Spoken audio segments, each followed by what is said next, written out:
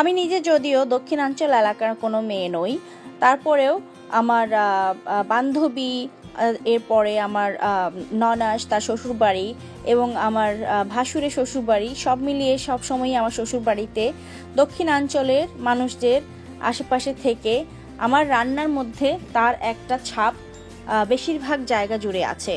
সালামু দর্শক, আমি আজকে আপনাদেরকে যেই মাছ রান্নাটি দেখাবো সেই মাছটি বইয়ের ভাষায় তপসী মাছ বা তোপসে মাছ বলে, কিন্তু দক্ষিণাঞ্চলের মানুষেরা এটাকে রামচোস মাছ হিসেবেও চিনে থাকে। তো চলো দেখে নেই আজকে তপসী মাছ এক ভাজি করতে আমার কি কি লাগবে। তপসী মাছ আমি নিয়েছি 16টি, পেঁয়াজ কুচি নিয়েছি আধা কাপ, পেঁয়াজ বাটা নিয়েছি 2 টেবিল চামচ, রসুন বাটা নিয়েছি 1 টেবিল চামচ, লবণ স্বাদ মতো, রান্নার তেল নিয়েছি 3 টেবিল চামচ, হলুদ গুঁড়ো নিয়েছি 1 চা চামচ, মরিচ গুঁড়ো নিয়েছি আমি 1 টেবিল চামচ, ধনে গুঁড়ো আধা টেবিল চামচ এবং কিছু তাজা ধনে পাতা সাজিয়ে দেবার জন্যে।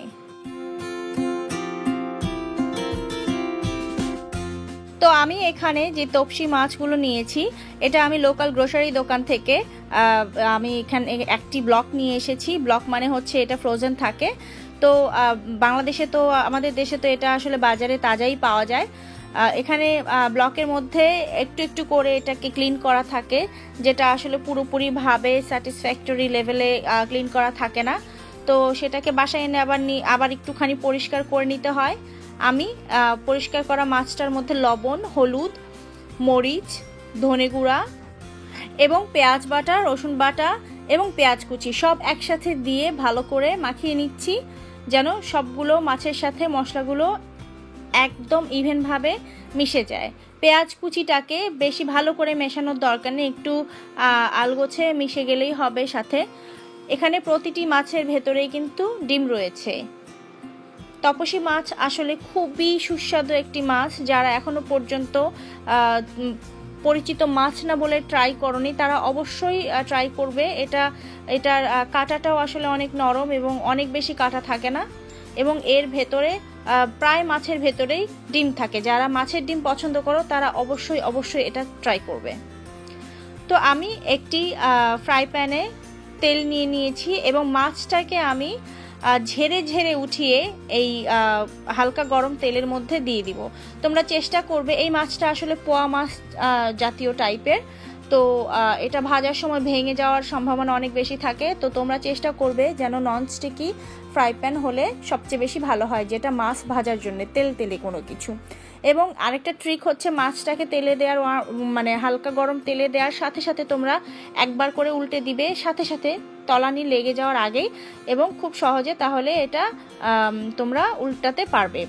তো আমি যেটা করেছি, পেঁয়াজ এবং মশলাটাকে ঝেড়ে ঝেড়ে উঠিয়ে মাছটা দিয়েছি। তোমরা দেখতে পাচ্ছ এখানে পেঁয়াজ এবং মশলা রয়ে গেছে। তো পেঁয়াজের কুচিটা এবং এক্সেস যে মশলাটা সেটা এখানে থেকেই যাবে। এর মধ্যে আমি 1 কাপ পরিমাণে পানি দিয়ে দিব, এবং এটাই আমার পরবর্তীতে আবার কাজে লাগবে। এবং খুব ভালো করে সব মশলার সাথে পেঁয়াজের সাথে আমি পানিটা মিশিয়ে তারপরে রেখে দিচ্ছি পরবর্তী প্রয়োজনের সময়ের জন্যে। তো এখন আমি যেটা করব, মাছটা যখন মানে তোমরা আন্দাজ করতে পারবে যে একটা সাইড একটু ভালো করে ভাজা হয়ে গেছে, তোমরা এভাবে উল্টে দিবে।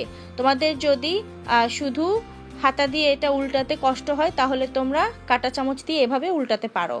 ঠিক একটা উল্টানো দেওয়ার আরও 2-3 মিনিট ভাজার পরে তোমরা সেই রেখে দেয়া পেঁয়াজ এবং পানি মশলা সব একসাথে এভাবে উপরে ছড়িয়ে দিবে, এবং ছড়িয়ে দেওয়ার পরে তোমরা এটাকে আরও হাই হিটে 5 থেকে 7 মিনিট এটাকে রান্না করতে থাকবে, এবং মাঝে মাঝে এভাবে হাঁড়িটাকে নাড়িয়ে নাড়িয়ে মাছটাকে একটু মশলার সাথে মিশিয়ে দেবে।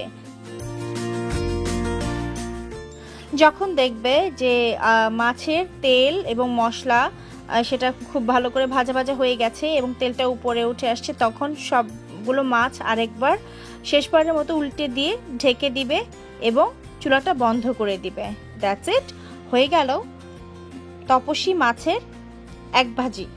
অনেকে এটাকে মশলা ভাজাও বলে।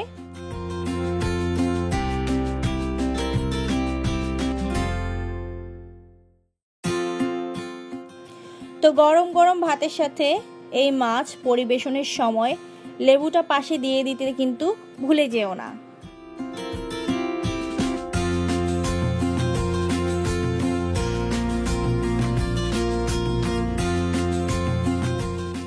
আমি সবসময় চেষ্টা করি খুব বেসিক ইনগ্রেডিয়েন্টস দিয়ে এবং স্বাদ ঠিক রেখে খুব সহজে রেসিপিগুলো তোমাদের সামনে তুলে ধরতে। এবং তোমাদের যদি আমার রেসিপি খুব সহজ লাগে তাহলেই তো আমার সার্থকতা, কারণ রান্না তো সহজই হওয়া উচিত, তাই না?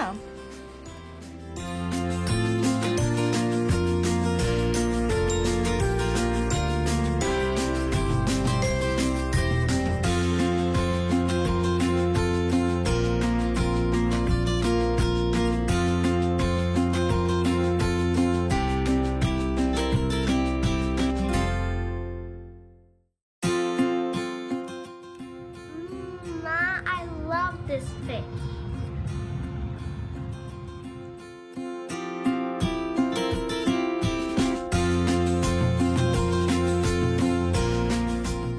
If you have any question, concern regarding this video, please comment below.